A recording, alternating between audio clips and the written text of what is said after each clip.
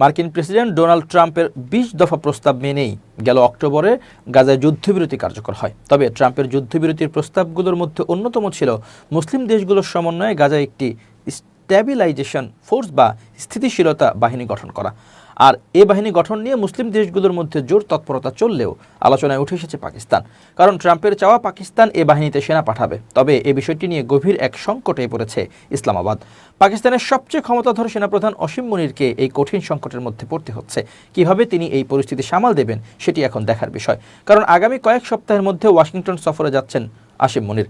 সেখানে তিনি ট্রাম্পের সঙ্গে সাক্ষাৎ করবেন।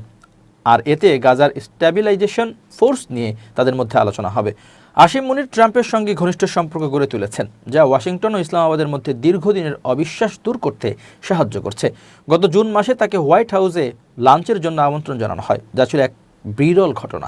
পাকিস্তান পারমাণবিক অস্ত্র সম্পন্ন একমাত্র মুসলিম দেশ। দেশটির সেনাবাহিনী যুদ্ধে পাকা। তারা এ পর্যন্ত ৩ বার বড় প্রতিদ্বন্দ্বী ভারতের সঙ্গে যুদ্ধ করেছে। গেল মে মাসেও দেশ দুটি সংঘর্ষে লিপ্ত হয়। এছাড়া দেশটির সেনাবাহিনী দেশের প্রত্যন্ত অঞ্চলে বিদ্রোহ দমন করছে। পাশাপাশি তারা চরমপন্থীদের বিরুদ্ধেও যুদ্ধে লিপ্ত রয়েছে। আর এজন্যই ট্রাম্পের চোখ এখন পাকিস্তানের দিকে।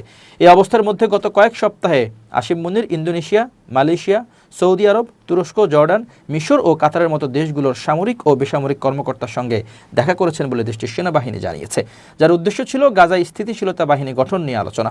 ওয়াশিংটন ভিত্তিক আটলান্টিক কাউন্সিলের দক্ষিণ এশিয়া বিষয়ক সিনিয়র ফেলো মাইকেল কুগেলম্যান রয়টার্সকে বলেন, গাজার স্থিতিশীলতা বাহিনীতে অবদান না রাখলে ট্রাম্প রেগে যেতে পারেন। আর পাকিস্তানের জন্য এটি কোনো ছোট বিষয় নয়, কারণ দেশটি মার্কিন বিনিয়োগ ও নিরাপত্তা সাহায্য নিশ্চিত করতে ট্রাম্পের সদয় দৃষ্টিতে থাকতে চায়। কিন্তু বড় উদ্বেগ হলো, যুক্তরাষ্ট্র সমর্থিত পরিকল্পনার অধীনে পাকিস্তানি সেনাদের গাজায় অংশগ্রহণ পাকিস্তানের ইসলামপন্থী দলগুলোকে নতুন করে উস্কে দিতে পারে। এসব দল যুক্তরাষ্ট্র ও ইসরায়েল বিরোধী।